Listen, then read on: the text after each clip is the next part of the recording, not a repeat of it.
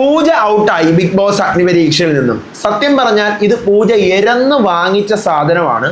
പൂജ മാത്രമല്ല, അനഘയും അമലും ആസിയയും ഔട്ടായിട്ടുണ്ട്. പക്ഷെ അവരൊന്നും അവരുടെ ടാസ്കിന്റെ പെർഫോമൻസിലായിക്കോട്ടെ അല്ലെങ്കിൽ വീക്ക് പെർഫോമൻസിന്റെ ബേസിസിലായിക്കോട്ടെ അവർ ഔട്ടായതിനെ നമുക്ക് ഒരു രീതിയിൽ അല്ലെങ്കിൽ മറ്റൊരു രീതിയിൽ ആക്സെപ്റ്റ് ചെയ്യാം. പക്ഷേ പൂജയുടെ എവിക്ഷൻ അല്ലെങ്കിൽ എലിമിനേഷൻ ശരിക്കും അത് പൂജ തന്നെ ചെയ്തു വെച്ചിട്ടുള്ള കാര്യങ്ങളാണ്. പൂജ ഒരു വീക്ക് പെർഫോമർ അല്ല, ഒരു വീക്ക് കണ്ടസ്റ്റന്റ് അല്ല, ഹൈലി ആക്റ്റീവ് ആയിട്ടുള്ള ഒരു കണ്ടസ്റ്റന്റ് ആയിരുന്നു. ദെൻ എങ്ങനെ എവിക്റ്റായി? കയ്യിലിരിപ്പ്. മനുഷ്യരെ ഇറിറ്റേറ്റ് ചെയ്യുന്നതിനും അല്ലെങ്കിൽ ഒരാളുടെ നമ്മൾ അവരെ എന്താ പറയുക, അവരുടെ ഒരു പീക്ക് കഴിഞ്ഞു. രഞ്ജിനിയുടെയും റിയാസിൻ്റെയും അഖിൽമാരാരുടെയും സമനില തെറ്റുന്ന ലെവലിലാണ് അവരെ ഇറിറ്റേറ്റ് ചെയ്തുകൊണ്ടിരുന്നത്. അതെ, ശരിക്കും പൂജയെ പോലുള്ള അത്രയും ആക്റ്റീവായിട്ടുള്ള ഒരു കണ്ടസ്റ്റന്റ് എവിക്റ്റ് ആയതിൽ എനിക്ക് വിഷമമുണ്ട്. പക്ഷേ ആ വിഷമം ഒരു കാര്യം ചിന്തിക്കുമ്പോൾ അതങ്ങ് മാറും. എന്താ? ഇത് വേറെ ഒന്നും ചെയ്തിട്ടല്ലല്ലോ, പൂജ തന്നെ സ്വന്തമായിട്ട് വരുത്തി വെച്ചതാണ്. കാരണം ആവശ്യമില്ലാത്തടത്ത് കയറി ഇടപെടുക, ആവശ്യമില്ലാത്തടത്ത് കയറി ഇറിറ്റേറ്റ് ചെയ്യിക്കുക. അതുപോലെ ഇറിറ്റേറ്റ് എന്ന് പറഞ്ഞാൽ 24/7 ഇറിറ്റേറ്റിംഗ് ബിഹേവിയർ ആണ് പൂജ. ഇത് ബിഗ് ബോസിനകത്താണ് കാണിക്കാനുള്ളത്. ബിഗ് ബോസ് അഗ്നിപരീക്ഷയ്ക്കകത്ത് നിന്ന് വളരെ വ്യക്തമായിട്ട് പറയുന്നുണ്ട് പേഴ്സണാലിറ്റി കാണിക്കണമെന്ന്. ശരിക്കും പറഞ്ഞാൽ പൂജയുടെ അന്നത്തെ ടാസ്ക് ഒക്കെ കൊള്ളായിരുന്നു. പക്ഷെ പറ്റിപ്പോയത് പൂജ എന്ന് പറയുന്ന വ്യക്തിയുടെ വ്യക്തിത്വം അത് അവിടെ 0 ആയിപ്പോയി. അത് കാണുന്ന ജഡ്ജസിനും അവിടെ ഇരിക്കുന്നവർക്കും പ്രേക്ഷകർക്കും എല്ലാം ഒരുപോലെ മനസ്സിലായ ഒരു സാധനമാണ്. പൂജ ഇന്ന് ഇൻസ്റ്റാഗ്രാമിൽ വീഡിയോസൊക്കെ ഇട്ട് കുറേ മെഴുകി വരുന്നുണ്ടായിരുന്നു. ആ വീഡിയോ ഞാൻ കണ്ടായിരുന്നു. അത് കണ്ടപ്പോൾ എനിക്ക് തോന്നിയത് എന്തിനാണ് ഈ വീഡിയോ ഇട്ടത്? ആ വീഡിയോക്കകത്ത് പൂജ തന്നെ പറഞ്ഞത് നീയൊക്കെ എന്ത് നെഗറ്റീവ് പറഞ്ഞാലും എൻ്റെ ഒരു രോമത്തിൽ പോലും കേൾക്കാൻ പോകുന്നില്ല എന്ന് പറഞ്ഞിട്ട് ഓൾറെഡി നെഗറ്റീവ് പറഞ്ഞതിനാണ് എക്സ്പ്ലനേഷൻ കൊടുക്കുന്നത്. രാകേഷിന് എനിക്ക് ഇഷ്ടമല്ല, രാകേഷിനെ അടിക്കാനുള്ളതാണ്, അങ്ങനെയാണ് ഇങ്ങനെയാണെന്നൊക്കെ പറഞ്ഞിട്ട് പറയാ. നെഗറ്റീവ് പറഞ്ഞതിനാണ് എനിക്ക് രോമത്തിൽ പോലെ കേൾക്കുന്നില്ലെങ്കിൽ പിന്നെ എന്തിനാ വീഡിയോ ഇടാൻ വന്നത്? അപ്പം അതുപോലെ തന്നെ നിലപാടില്ല. ഇറിറ്റേഷൻ എന്താ പറയുക, ഒരു ചൊറിച്ചില്, മനസ്സിലായില്ല, അങ്ങനത്തെ ഒരു ബിഹേവിയർ ആയിപ്പോയി. അത് പൂജ വരുത്തി വെച്ച സാധനം തന്നെയാണ്. ഇന്നത്തെ ടാസ്ക് ശരിക്കും പറഞ്ഞു കഴിഞ്ഞാൽ എനിക്ക് തോന്നുന്നു ബിഗ് ബോസിനകത്ത് ഈ ലെവൽ ടാസ്ക് വന്നിട്ടുണ്ട്. ഈവൻ കഴിഞ്ഞ സീസണിൽ പോലും ഈ ലെവലിലുള്ള ടാസ്കുകൾ വന്നിട്ടുണ്ട്. ഇന്ന് 4 പേർക്ക് എന്ത് കിട്ടി? ഇൻഫിനിറ്റി പെൻഡന്റും കിട്ടി. അതുപോലെ തന്നെ ഇന്നത്തെ വേസ്റ്റ് പെർഫോമൻസിനെയൊക്കെ സെലക്ട് ചെയ്തിട്ട് അതിനകത്തൊന്നും എവിക്ഷൻ നടത്തിയിരുന്നു. അമലിന്റെ എവിക്ഷൻ പൂർണ്ണമായിട്ടും എനിക്ക് ഭയങ്കര സാറ്റിസ്ഫൈഡ് ആണ്. കാരണം അമൽ അവിടെ വിസിബിൾ ആയിട്ടുണ്ടായിരുന്ന ഒരു വ്യക്തിയല്ല. ഓക്കെ, ദെൻ ആസിയയുടെ എവിക്ഷനിലോട്ട് വരുമ്പം ഞാൻ അത്ര ഓക്കെ അല്ല. ആസിയ വിസിബിൾ ആയിരുന്നു, എന്നാലും ഞാൻ പറഞ്ഞു അത്ര ഓക്കെ അല്ല എന്നേ ഉള്ളൂ, വലിയ പ്രശ്നമൊന്നും എനിക്കില്ല. ദെൻ പൂജയുടെ എവിക്ഷൻ്റെ കേസ് ഓൾറെഡി ഞാൻ പറഞ്ഞു, അനഘ വിസിബിൾ അല്ലാത്തൊരു പേഴ്സൺ ആയിരുന്നു. അപ്പം ഇതാണ് എവിക്ഷൻ്റെ കേസ് പറയാനുള്ളത്. പിന്നെ ഇന്നത്തെ ഇൻഫിനിറ്റി പെൻഡന്റിൻ്റെ കളി, അത് ശരിക്കും പ്രവീണും ഷിൻജിത്തും ഇവർക്ക് 2 പേർക്കും ആ സാധനം കിട്ടിയതിലാണ് ഭയങ്കര സാറ്റിസ്ഫൈഡ്. അവർക്ക് 2 പേർക്കും ആ സാധനം കിട്ടിയത് കാരണം 2 പേരും ചത്ത് കിടന്ന് കളിച്ചു എന്ന് പറഞ്ഞതിനേക്കാൾ കുറച്ചുകൂടി ആക്യുറേറ്റ് ആയിരുന്നു. അവർക്ക് കിട്ടിയ ടാസ്ക് അവർ മാക്സിമം ആക്യുറേറ്റ് ആയിട്ട് ചെയ്തപ്പം അവർക്ക് ഇൻഫിനിറ്റി പെൻഡന്റ് കിട്ടി. പിന്നെ രചനയ്ക്കും ഷിജിലാലിനും കിട്ടി. ഷിജിലാലിന് 2ാമത്തെ തവണയാണ് കിട്ടിയതെങ്കിലും ഓക്കെ, അവർ ചെയ്ത പെർഫോമൻസ് ബേസിലാണ് കിട്ടിയത്. മറ്റവർക്ക്, അതായത് ഷിൻജിത്തിനും നമ്മുടെ പ്രവീണിനും അവർ ചെയ്തിരുന്ന പെർഫോമൻസ് പ്ലസ് ആ ഒരു ആക്യുറേറ്റ് പട്ടാന്നായിരുന്നു അവർക്ക് കൊടുത്തിരുന്ന ടാസ്ക് അവർ ഫിനിഷ് ചെയ്തിരുന്നത്. അപ്പോൾ അതിനാണ് അവർക്ക് കിട്ടിയത്. ദെൻ ഇന്ന് സത്യം പറഞ്ഞാൽ വലിയ പാർഷ്വാലിറ്റി പരിപാടികളൊന്നും ഇല്ലായിരുന്നു. ഉണ്ടെങ്കിൽ നമ്മൾ ഉണ്ടെന്ന് തന്നെ പറയും. ഇന്ന് അങ്ങനെ വേറെ പരിപാടീസ് ഒന്നും തന്നെ ഉണ്ടായിരുന്നില്ല. ഇനി അങ്ങോട്ടുള്ള അറിയാൻ പറ്റിയത് തുടർച്ചയായിട്ടുള്ള 7 ദിവസം കണ്ടിന്യൂസ് എവിക്ഷൻ ആണെന്നാണ്. നോക്കാം നമുക്ക് എന്താണെന്നുള്ളത്. അപ്പോൾ വൈകിപ്പിക്കേണ്ട, നമുക്ക് തുടങ്ങാം. ഇന്നത്തെ ബിഗ് ബോസ് അഗ്നിപരീക്ഷയുടെ ഓഗസ്റ്റ് 18 എപ്പിസോഡ് 4 റിവ്യൂ ആയിട്ടാണ് ഞാൻ വന്നിരിക്കുന്നത്. എൻ്റെ മൂൺലൈറ്റ് മീഡിയയിലോട്ട് ആദ്യമായിട്ട് ഇടിച്ചു കയറി വരുന്ന എല്ലാവരും ചാനൽ ഒന്ന് സബ്സ്ക്രൈബ് ചെയ്യുക. നിങ്ങൾ തരുന്ന ഓരോ ലൈക്കും എനിക്ക് കിട്ടുന്ന മോട്ടിവേഷനാണ്. അതുപോലെ തന്നെ എന്താ പറയുക, ഒരു ബലമാണ്. അതുപോലെ എൻ്റെ വീഡിയോ ഇപ്പം നിങ്ങൾ ഇൻസ്റ്റയിലോ ഫേസ്ബുക്കിലോ ആണ് കാണുന്നതെങ്കിൽ മറക്കാതെ അതിനെ ഫോളോ ചെയ്യുക, പേജ് ഫോളോ ചെയ്യുക. യൂട്യൂബിൽ കാണുന്ന ഈ വീഡിയോ ഒന്ന് ഹൈപ്പ് കൂടി ചെയ്തേക്കാം. ഓക്കെ, അപ്പോൾ ഇന്ന് തുടക്കത്തിലേ തന്നെ നമ്മുടെ റിയാസ് വളരെ വ്യക്തമായിട്ട് പറയുന്നുണ്ട്, ഇന്ന് നിങ്ങളുടെ പേഴ്സണാലിറ്റിയാണ് നിങ്ങളിവിടെ കാണിക്കേണ്ടത്. നിങ്ങളുടെ പേഴ്സണാലിറ്റി കാണിച്ച് അതിനകത്ത് ആ പേഴ്സണാലിറ്റിയിൽ തോക്കുന്നവരാണ് ഇന്ന് പുറത്ത് പോകാൻ പോകുന്നത് തുടക്കത്തിലേ പറയുന്നുണ്ട്. ടാസ്ക് തരുന്നുണ്ട്, അതിലെ പെർഫോമൻസ് ഒരു പാർട്ടാണ്. പക്ഷേ പേഴ്സണാലിറ്റി എന്താണ്, അല്ലെങ്കിൽ അത് എവിടെയാണെന്നുള്ള കാര്യം നമ്മൾ ചെക്ക് ചെയ്യും എന്നുള്ള കാര്യം പറയുന്നുണ്ട്. ഇന്ന് ടീം തിരിക്കുന്നത് 4 ജഡ്ജസിൻ്റെയും പേരെഴുതിയിട്ടുള്ള, അല്ല 3 ജഡ്ജസിൻ്റെയും ആങ്കറിൻ്റെയും പേരെഴുതിയിട്ടുള്ള വ്യത്യസ്ത തരം ചിറ്റുകൾ കൊടുത്തുകൊണ്ട് 9 പേരുള്ള 4 ടീമുകളാക്കിയിട്ടുള്ളത്. അതായത് റനീഷ, റിയാസ്, രഞ്ജിനി, അഖിൽ മാരാർ, ഇങ്ങനെയാണ് 4 ടീം ആക്കുന്നത്. ഇവർക്ക് എല്ലാവർക്കും സെയിം ടാസ്ക് ആണ് ഇന്ന് കൊടുക്കുന്നത്. എല്ലാ ടാസ്കിലും 5 റൗണ്ട് വീതമുണ്ട്. ആദ്യത്തെ ടാസ്കിൽ 2 പേര്, അതായത് ഒരു സെറ്റ് ഓഫ് ടാസ്ക് ആണ്. ഗ്രൂപ്പ് ടാസ്ക് ആയിട്ടാണ് ഇതിനെ കളിക്കാനുള്ളത്. ഗ്രൂപ്പ് ടാസ്ക് ആണ്, കഴിഞ്ഞ ഇന്നലെ മെനിങ്ങാന്നുള്ള പോലെ ഇൻഡിവിജ്വൽ ടാസ്ക് അല്ല. അപ്പോൾ ഈ ഗ്രൂപ്പ് ടാസ്കിൽ തന്നെ 5 റൗണ്ട് പാസ്സായാലാണ് ഇവർ ഫിനിഷ് ആവുന്നത്. ഫസ്റ്റ് റൗണ്ടിൽ 2 പേര്, സെക്കൻഡ് റൗണ്ടിൽ 2 പേര്, തേർഡ് റൗണ്ടിൽ 2 പേര്, ഫോർത്ത് റൗണ്ടിൽ 2 പേര്, ഫിഫ്ത്ത് റൗണ്ടിൽ ഒരാൾ. അപ്പോൾ ഇതിനകത്തെ റൗണ്ടുകൾ ഞാൻ ജസ്റ്റ് ഒന്ന് പറയാം. ഞാൻ എപ്പിസോഡിൻ്റെ കഥ പറയാനല്ല വന്നത്, അതിനകത്തുള്ള കാര്യം പറയണം, എന്നാലും പറയാം. ഫസ്റ്റ് റൗണ്ടിനകത്ത് കുറച്ച് എന്താ പറയുക, ജിമ്മിലെ കുറച്ച് ഐറ്റംസ് വെച്ചിട്ടുണ്ടാവും. ജിമ്മിലെ ഐറ്റംസ്, ബാർബെല്ല്, ഡംബെല്, കെറ്റിൽ ബെല്ല്, ഇതൊക്കെ അവിടെ ഇരിപ്പുണ്ട്. അപ്പോൾ ഇതൊക്കെ എടുത്ത് നമ്മുടെ ജഡ്ജസ് പറയുന്നതിനനുസരിച്ച് അഭിനയിക്കണം. അപ്പം ആദ്യത്തെ 2 പേര് എന്നിട്ട് അഭിനയിച്ച് ജഡ്ജസിന് ഓക്കെ ആകുമ്പോൾ ഇവർ എന്താ പറയുക ഓക്കെ എന്ന് പറയും. അപ്പോൾ ഇവർക്ക് അതിന് ഓരോ ടാസ്ക് ജയിക്കുമ്പോഴും 4 പസിലിൻ്റെ പൊട്ടിപ്പോയ പീസസ് കിട്ടും. അപ്പോൾ ഈ പൊട്ടിപ്പോയ പീസസ് കളക്ട് ചെയ്തൊരു ടിന്നുണ്ട്, അതിനകത്തേക്ക് ഇടുക. ദെൻ അടുത്ത 2 പേര് സെക്കൻഡ് റൗണ്ടിലേക്ക് വരണം. Second round means food finish ചെയ്യുക എന്നുള്ളതാണ്. എൻ്റെ പൊന്നെ, മന്തിയൊക്കെ ഇരിപ്പുണ്ട്, ഫുഡ് അറിയാലോ, ബിഗ് ബോസ് ഈ ടാസ്ക് കണ്ടിട്ടുള്ളതാണ് നമ്മൾ. അത് ഇതുപോലെ ഫിനിഷ് ചെയ്തിട്ട് ദെൻ ഇതുപോലെ തന്നെ അതിൽ നിന്നും 4 പസിൽ കിട്ടും നമുക്ക്. ദെൻ അതും നിക്ഷേപിക്കുക.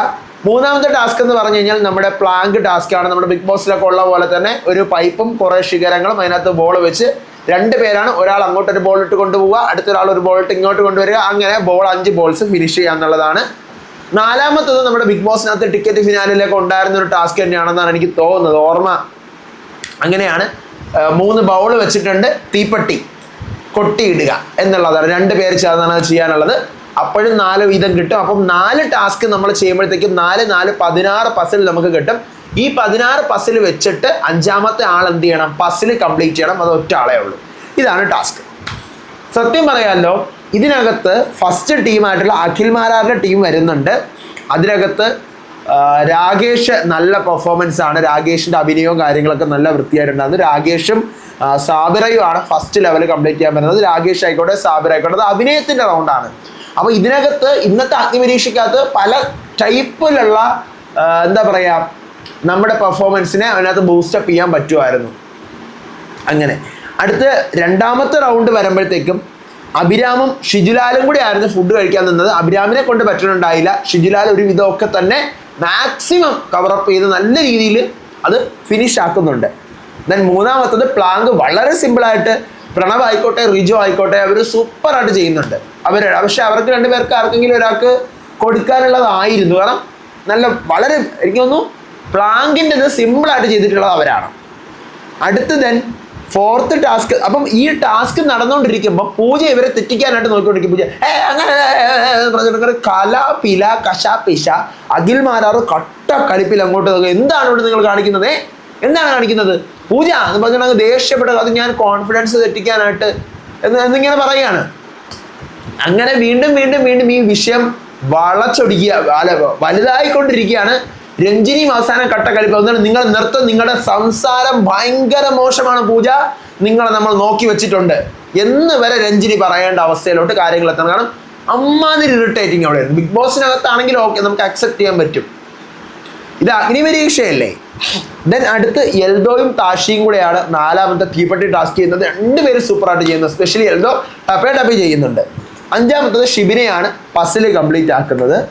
അടുത്ത് ഇത് കംപ്ലീറ്റ് ആയിക്കൊണ്ടിരിക്കുന്നതിനിടയിൽ കൂടെയാണ് പൂജയുടെ വൻ സീന്, പൂജയുടെ വമ്പ സീന്. അങ്ങനെ രഞ്ജിനി അവിടെ അടിച്ചൊതുക്കി ഇരുത്തുന്നുണ്ട്. അടുത്ത് ഇവരെല്ലാവരും കൂടി ചേർന്ന് തന്നെ 3 പേരെ വേസ്റ്റ് പെർഫോമൻസ് ആയിട്ട് തീരുമാനിക്കണം. ഒരാൾക്ക് 3 പേരെ നോമിനേറ്റ് ചെയ്യാം. അങ്ങനെ ആ ടീമിൽ നിന്നും താഷിയയും സാബിറയും ഷിബിനെയാണ് പറയുന്നത്. ഷിബിനെ അത്യാവശ്യം നല്ല രീതിയിൽ അത് വെച്ചിട്ടുണ്ട്. സാബിറയ്ക്കും അഭിനയത്തിന് സെക്ഷൻ അല്ലേ, അപ്പോൾ അവർക്കവിടെ വേറെ ഒന്നും ചെയ്യാൻ ഓപ്ഷൻ ഇല്ല. പിന്നെ താഷി, ഒരു കാര്യം പറയാൻ മറന്നുപോയി, ഇവർ ഇത്രയും കാര്യങ്ങൾ ഈ ടാസ്ക് മൊത്തത്തിൽ ഫിനിഷ് ചെയ്യുമ്പോൾ ഏറ്റവും കുറച്ച് സമയമെടുത്ത ടീമാണ് ജയിക്കുന്നത്. അപ്പോൾ ഇതിനകത്ത് വേസ്റ്റ് പെർഫോമൻസ് ആയിട്ട് സെലക്ട് ചെയ്ത് മെജോറിറ്റി വോട്ട് കിട്ടുന്നത് മുത്താഷിക്കും സാബിറയ്ക്കും ഷിബിനയ്ക്കുമാണ്. അപ്പോൾ ഇവർ 3 പേരും ഓൾറെഡി ഡേഞ്ചർ സോണിലാണ്.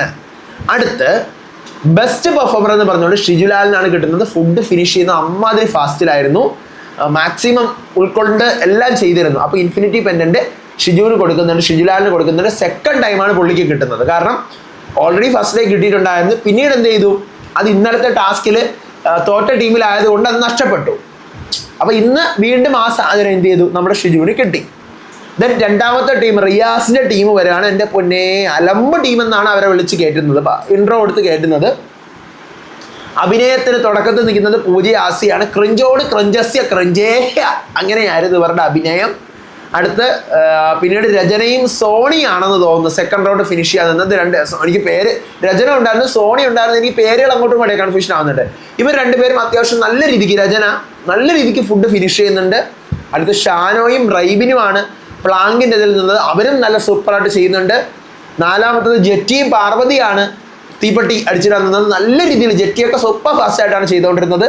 അടുത്ത അഞ്ചാമത്തത് പൂജയാണ്. എന്താ പറയുക, ഏത് പൂജ, നമ്മുടെ ഫസ്റ്റ് ഡേ കരഞ്ഞ പൂജയാണ് പസിൽ ക്ലിയർ ആക്കുന്നത്. കൺഫ്യൂഷൻ ആവുന്നുണ്ട്, എന്നാലും ഓക്കെ സെറ്റപ്പ് ആക്കുന്നുണ്ട്. ഇതിനകത്ത് വേസ്റ്റ് പെർഫോമൻസ് ആയിട്ട് എല്ലാവരും സെലക്ട് ചെയ്യുന്നത് പൂജ, ആസിയ, ജെറ്റി. ഏത് പൂജ, ചൊറി പൂജ. ആ പൂജയും ആസിയയും ജെറ്റിയും കൂടെയാണ് എല്ലാവരും കൂടെ തീരുമാനിക്കുന്നത്. പക്ഷേ ജെറ്റിയൊക്കെ നല്ല രീതിയിൽ ചെയ്യുന്നുണ്ടായിരുന്നു. ആസിയക്ക് പിന്നെ അവിടെ വലിയ റോളില്ല ആ കേസ് പറയുമ്പോൾ. അപ്പോൾ ഇവരും ഡേഞ്ചർ സോണിലാണ്. ബെസ്റ്റായിട്ട് ഇതിനകത്ത് ചൂസ് ചെയ്യുന്നത് രചനയാണ്. ബെസ്റ്റ് ചൂസ് ചെയ്യുന്നത് ജഡ്ജസ് ആണ്. അത് രചന അമ്മാതിരി രീതിയിലാണ് ഫുഡ് കഴിച്ചത്. അപ്പോൾ രചനയ്ക്കും ഇൻഫിനിറ്റി പെൻഡന്റ് കിട്ടിയിട്ടുണ്ട്. അടുത്ത് തന്നെ റനീഷയുടെ ടീം 3 അനഘയും സോനയും കൂടിയാണ് ഫസ്റ്റ് റൗണ്ട് എന്ത് ചെയ്യുന്നത്, നമ്മുടെ അഭിനയിക്കുന്നത്. വലിയ സീനില്ലാണ്ട് അങ്ങ് പോയി. അഫിയാനാസും ഷാമോനും കൂടിയാണ് ഫുഡ് കഴിക്കാൻ നിൽക്കുന്നത്. 2 പേര് ഫുഡ് കഴിക്കാൻ നിന്ന് എല്ലാവരും എനിക്ക് തോന്നുന്നു ഈ 3 ടീമിലെ ഫുഡ് കഴിപ്പ് നല്ല രസമുണ്ടെന്ന്. അവസാനത്തെ ടീം വന്നപ്പോഴാണ് പാളിപ്പോയത്. അഫിയാനാസും ഷാമോനും കൂടി ആണ് ഫുഡ് കഴിക്കുന്നത്. നല്ല സൂപ്പറായിട്ട് നിന്നു. മൂന്നാമത്തെ പ്ലാങ്കിൽ ആരാണെന്ന് എനിക്ക് പേര് ഓർമ്മയില്ല. നാലാമത്തതിൽ നമ്മുടെ ഷിൻജിത്തും നന്ദകിഷോറും കൂടിയിട്ടാണ് എന്ത് ചെയ്തത്, തീപ്പെട്ടി അടിച്ച് ഇടുന്നതിൽ നിന്നത്. ഷിൻജിത്ത് എൻ്റെ പൊന്നെ എനിക്ക് അറിഞ്ഞൂടെ മക്കളെ, ഒറ്റയടിക്ക് ടപ്പേ ടപ്പേ ടപ്പേ 3 അടിച്ചിരുന്നു, തീർന്നു. അപ്പം തന്നെ തീർന്നു. അപ്പം തന്നെ ഞാൻ മനസ്സിലാക്കിയതാ ഇത് ഷിൻജിത്തിന് തന്നെ ഇതിനകത്ത് എന്ത് കിട്ടും, നമ്മുടെ ഇൻഫിനിറ്റി പെനന്റുകൾ. ഷിൻജിത്ത് വാസ് സൂപ്പർ ഫാസ്റ്റ്, മിന്നൽ ബസ് എന്നൊക്കെ പറയുന്ന ഫാസ്റ്റ് ആയിരുന്നു. നന്ദകിഷോറും ഷിൻജിത്ത് കംപ്ലീറ്റ് ആക്കിയിട്ടാണ് നന്ദകിഷോർ ഇടുന്നത്. 2 പേരും ഫാസ്റ്റ് തന്നെയായിരുന്നു. ദെൻ അടുത്ത് 5ാമത് പസിൽ അറേഞ്ച് ചെയ്തത് അപർണയാണ്. ഇതിനകത്ത് വേസ്റ്റ് പെർഫോമൻസ് ആയിട്ട് എല്ലാവരും ചൂസ് ചെയ്തത് അനക, അഫിയാനാസ്, സോന. അഫിയാനാസൊക്കെ പറ്റുന്ന പോലെ തിന്നുന്നുണ്ട്. എന്നിട്ട് അനകയും അഫിയാനാസും സോനയാണ് ഡേഞ്ചർ സോണിൽ വരുന്നത്. ബെസ്റ്റ് ഷിൻജിത്താണ്. ഷിൻജിത്തിന് ഇൻഫിനിറ്റി പെൻഡന്റ് കൊടുക്കുന്നുണ്ട്. ദെൻ ടീം 4ലേക്ക് വരുമ്പോൾ രഞ്ജിനിയുടെ ടീമാണ്. അഴകനന്ദയും ലളിതയും കൂടിയാണ് ഫസ്റ്റ് അഭിനയിക്കുന്നത്. കൊള്ളാമായിരുന്നു. ദെൻ അടുത്ത ശ്യാമും വർഷയും കൂടിയാണ് ഫുഡ് കഴിക്കാൻ നിൽക്കുന്നത്. അവരെ കൊണ്ട് പറ്റുന്നില്ല, 2 പേരെ കൊണ്ടും പറ്റുന്നില്ല. ശ്യാമൊക്കെ ഛർദ്ദിക്കാനായിട്ടൊക്കെ നിൽക്കുന്നുണ്ട്. എല്ലാവരും ഛർദ്ദിക്കുന്നുണ്ട്. എന്നാലും ശ്യാമിനും വർഷയ്ക്കുമാണ് ഈ ടീമിനകത്ത് ഒട്ടും ഫുഡ് കഴിക്കുന്നതിന് പറ്റാത്തത്. ബാക്കിയുള്ള ടീമിൽ എനിക്ക് തോന്നുന്നു ഫുഡ് കഴിക്കുന്നതിൽ എല്ലാവരും മികവുറ്റ പ്രകടനമായിരുന്നു. അടുത്ത 3ാമത് ഷിജിനും അമലും കൂടിയാണ് പ്ലാങ്ക് ടാസ്കിൽ നിന്ന്. അതിനകത്ത് ഷിജിൻ നന്നായിട്ട് പെർഫോം ചെയ്യുന്നുണ്ടായിരുന്നു. അമല് കിളി പോയ മെൻറ്റാലിറ്റിയിൽ നിന്നതുകൊണ്ടാണ് അമല് ഭയങ്കര വേസ്റ്റ് പെർഫോമൻസ് ആയിരുന്നു ഇന്നത്തെ ഓവറോൾ ടാസ്കിൽ. മൊത്തത്തിൽ 4 ടീം എടുക്കുകയാണെന്നുണ്ടെങ്കിൽ ഈ 4 ടീമിൻ്റെയും 9, 4, 36 പേരിൽ very very very waste performance ആയിരുന്നു ആർക്ക്, അമലിന്. ദെൻ പ്രവീണും വൈശാഖും കൂടിയാണ് എന്ത് ചെയ്യുന്നത്, നമ്മുടെ തീപ്പെട്ടി അടിച്ചിരുന്നത്. അവരും സൂപ്പർ ഫാസ്റ്റ് അടിച്ചിരുന്നത്. നയനയാണ് നമ്മുടെ പസിൽ അടിക്കുന്നത്. നയനെ ഒന്ന് കൺഫ്യൂഷൻ ആക്കുന്നുണ്ട്, എന്നാലും ഫിനിഷ് ആക്കി. ഇതിനകത്ത് വേസ്റ്റ് പെർഫോമൻസ് ആയിട്ട് എല്ലാവരും ചൂസ് ചെയ്യുന്നത് വർഷയെയും ശ്യാമിനെയും അമലിനെയാണ്. ഓക്കെ, ഇതിനകത്ത് ബെസ്റ്റായിട്ട് നമ്മുടെ ജഡ്ജസ് ചൂസ് ചെയ്യുന്നത് പ്രവീണിനാണ്. ഇൻഫിനിറ്റി പ്രവീണിന് കിട്ടുന്നുണ്ട്. അങ്ങനെ റിയാസിൻ്റെ ടീമിനാണ് 4th പൊസിഷൻ കിട്ടുന്നത്. രഞ്ജിനിയുടെ ടീമിന് 3rd പൊസിഷനും റനീഷയുടെ ടീമിന് 3rd പൊസിഷനും രഞ്ജിനിയുടെ ടീമിന് 2nd പൊസിഷനും അഖിൽ മാരാറിൻ്റെ ടീമിന് 1st പൊസിഷനും. അതായത് ആദ്യം വന്ന് അവർ തന്നെ ഫസ്റ്റ് അടിക്കുന്നുണ്ട്. അത് വളരെ നല്ല കാര്യം. ചിലപ്പം അവസാനം വന്നവർ അടിച്ചിരുന്നെങ്കിൽ ഞാൻ ഉൾപ്പെടെ എന്ത് പറഞ്ഞേനെ, ആദ്യം വന്നവർക്കുള്ളത് കണ്ടോണ്ടിരുന്നിട്ടല്ലേ എന്നിങ്ങനെ ചോദിച്ചേനെ. പക്ഷെ അങ്ങനെയൊന്നും ആയില്ല. ഇനി നമ്മുടെ ജയിച്ച ടീമായ അഖിൽ മാരാറിൻ്റെ ടീമിനകത്ത് ആരൊക്കെ ഉണ്ടായിരുന്നു? നമ്മുടെ രാകേഷ്, സാബിറ, അഭിരാം, ഷിജുലാല്, പ്രണവ്, റിജോ, പൂജ. അല്ല, പ്രണവ്, റിജോ, ഇത്രയും പേരുണ്ടായിരുന്നല്ലോ. ഇത്രയും പേര് ആയിരുന്നു അവിടെ? ഞാൻ കുറേ പേര് വിട്ടുപോയോ എന്തോ, എനിക്ക് അറിയത്തില്ല. കുറച്ച് പേര് വിട്ടുപോയെന്ന് തോന്നുന്നേ. അപ്പോൾ അതിനകത്ത് ഡേഞ്ചർ സോണിൽ ഉണ്ടായിരുന്നവരെല്ലാം ഓട്ടോമാറ്റിക്കലി സേവ് ആയി. ആരൊക്കെ? താഷിയും സാബിറയും ഷിബിനെയും ഡേഞ്ചർ സോണിൽ വന്നവരാണ് അഖിൽ മാരാരുടെ ടീമിൽ നിന്നും. ഓട്ടോമാറ്റിക്കലി അവർ 3 പേരും സേഫായി. പിന്നെ ബാക്കി 3 ടീമുണ്ടല്ലോ, ഈ 3 ടീമിൻ്റെയും 3 ഡേഞ്ചർ സോണിലെ കണ്ടസ്റ്റൻസ് വീതം 9 കണ്ടസ്റ്റൻസ്. ഈ 9 കണ്ടസ്റ്റൻസ് ആരൊക്കെയാ? പൂജ, ആസിയ, ജെറ്റി, അനഘ, അഫിയാനാസ്, സോന, അടുത്ത് വർഷ, ശ്യാം, അമല്. ഓക്കെ, ഇവർ 9 പേര്. ഇവർ 9 പേരിൽ ഔട്ടാവുന്നത് പൂജയുടെയും ആസിയയുടെയും ജെറ്റിയുടെയും ഇടയിൽ നിന്നും ആസിയയും ജെറ്റിയും എവിക്റ്റ് ആവുന്നുണ്ട്. ആ സെക്കൻഡ് ടീമിനെ ബേസ് ചെയ്ത് നോക്കുമ്പോഴത്തേക്കും ഡേഞ്ചർ സോണിൽ വന്ന എല്ലാവരെയും കൂടെ വെച്ച് ഒത്തിട്ടാണ് ഔട്ടാക്കുന്നത്. ഫസ്റ്റ് തന്നെ ഇവർ ഔട്ടാക്കുന്നത് അനഘയാണ്. അനഘ വിസിബിൾ അല്ല, അനഘയുടെ പെർഫോമൻസ് ബേസ് മൊത്തത്തിൽ പേഴ്സണാലിറ്റി കാണാൻ പറ്റിയില്ല എന്ന് പറഞ്ഞിട്ടാണ്. കുഴപ്പമില്ലായിരുന്നു, അത് കറക്റ്റാണ്. അടുത്ത് അമലിനെയാണ് രണ്ടാമത് ഔട്ടാക്കുന്നത്. അത് വേറെ നമുക്ക് എക്സ്പ്ലെയിൻ ചെയ്യാനേ ഇല്ല, കാരണം സൂപ്പർ കറക്റ്റായിരുന്നു അവരുടെ ഡിസിഷൻ. മൂന്നാമത് ആസിയയുടെ കേസിലാണ് ഞാൻ പറഞ്ഞ പോലെ എനിക്ക് വലിയൊരു യോജിപ്പില്ല അതിൽ, പിന്നെ പറഞ്ഞിട്ട് കാര്യമില്ല. അതുപോലെ തന്നെ നാലാമതാണ് പൂജ. അത് ഞെട്ടിപ്പോയൊരു സാധനം. പൂജയും ശ്യാമും കൂടിയാണ് അവസാനം വന്നത്. ശ്യാമിനെ സേവ് ചെയ്തു. ശ്യാമിന് ഇന്നത്തെ ടാസ്കിൽ സത്യം പറഞ്ഞു കഴിഞ്ഞാൽ പെർഫോം ചെയ്യാനൊന്നും പറ്റിയില്ല. പക്ഷെ എന്നിരുന്നാൽ പോലും ശ്യാമിൻ്റെ 1-2 ദിവസത്തെ പെർഫോമൻസ് ആണ് ശ്യാമിനെ പിടിച്ചു നിർത്തിയത്. അല്ലെങ്കിൽ ശ്യാം എന്ന് പറയുന്ന വ്യക്തിയുടെ ഒരു എന്താ പറയുക വിസിബിലിറ്റിയാണ് ശ്യാമിനെ എന്ന് പിടിച്ചു നിർത്തിയത്. അപ്പോൾ ഇന്ന് അവരുടെ ഭാഗത്തുനിന്ന് പാർഷ്യാലിറ്റി കാണിച്ച പോലെ എനിക്ക് ഫീൽ ചെയ്തിട്ടില്ല. ഓക്കെ, കാരണം ഇതിനകത്തുനിന്ന് ആരൊക്കെ സേവായി? നമ്മുടെ ജെറ്റി സേവായി, അതുപോലെ തന്നെ അഫിയാനാസ് സേവ്. അഫിയാനാസ് എന്ന് ഫുഡ് കഴിക്കുന്നതിലാണ് സേവ് ആയത്. ഫുഡ് നല്ല രീതിയിൽ പുള്ളിക്കാരി കഴിക്കുന്നു, മാക്സിമം ട്രൈ ചെയ്തു, പറ്റുന്ന രീതിയിൽ ട്രൈ ചെയ്തു. സോന സേവായിട്ടുണ്ട്. ദെൻ അതിനുശേഷം വർഷ സേവായി. ഫുഡ് കഴിക്കാൻ പറ്റിയിട്ടില്ല, എന്നാൽ പോലും വർഷ സേവായി. ദെൻ നമ്മുടെ ശ്യാമും സേവായിട്ടുണ്ട്. ബാക്കിയുള്ള 4 പേര് അനഘ, അമൽ, ആസിയ, പൂജ ഔട്ടായിട്ടുണ്ട്. നമുക്ക് നാളെ നോക്കാം ഇനി എന്താണ് നടക്കാൻ പോകുന്നതെന്ന് അറിയത്തില്ല. അപ്പം നാളത്തെ എപ്പിസോഡിൻ്റെ റിവ്യൂ ആയിട്ടൊക്കെ ഞാൻ വരാം. നിങ്ങൾ എൻ്റെ എക്സ്പെക്റ്റേഷൻ ലിസ്റ്റ് കണ്ടായിരുന്നോ? ഞാൻ എക്സ്പെക്റ്റേഷൻ ലിസ്റ്റ് ഇട്ടിട്ടുണ്ട്. ഇതിൻ്റെ തൊട്ട് താഴെ ഉണ്ടാവും ആ വീഡിയോ, പോയി കണ്ടു നോക്കുക. അടുത്ത വീഡിയോ ആയിട്ട് വരാം, വിശേഷമായിട്ട് വരാം. അതുവരേക്കും ബൈ.